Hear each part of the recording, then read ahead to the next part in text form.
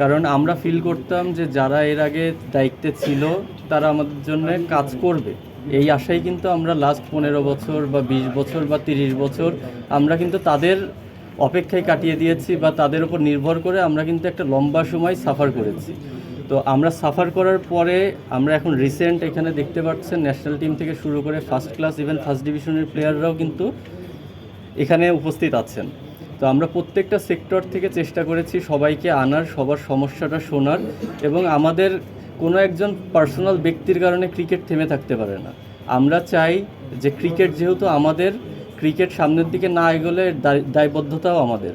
তো আমরা সেই জায়গা থেকে এখন বর্তমান যে প্লেয়াররা আছি আমরা কি ফিল করছি, আমাদের কি ফ্যাসিলিটিস প্রয়োজন, বা আমাদের কোন জিনিসগুলো ল্যাকিংস আছে, কোন জিনিসগুলো নিয়ে কাজ করা উচিত, এই টোটাল ডিসকাশনের পরে আমাদের প্রত্যেকটা প্লেয়ার যে যেখান থেকে পেরেছে তাদের থেকে আউটপুট দিয়েছে, এবং আমাদের একটা খুব ভালো আলোচনা হয়েছে যে আমরা সামনে কি করতে চাচ্ছি।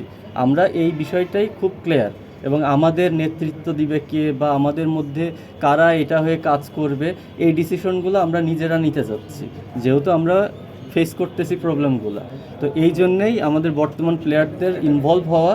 এর আগে নিশ্চয়ই আপনারা কখনোই দেখেন নাই এইভাবে কোনো বর্তমান প্লেয়ারদের ইনভলভ হতে।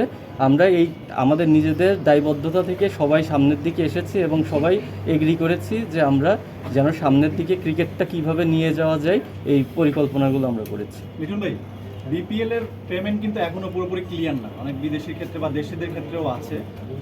তো সেক্ষেত্রে আসলে এই সংগঠন থেকে আপনাদের কি চাওয়া থাকবে, মানে বিপিএল এর পেমেন্টের? আসলে বিষয় হচ্ছে ভাই, আগে কি হয়ে গেছে বা কি হয়নি সেগুলো নিয়ে আসলে আমরা কথা বলতে পারবো না, কারণ আগের যেভাবে চলেছে যারা চালিয়েছে এই বিষয়গুলো তারা বলতে পারবে।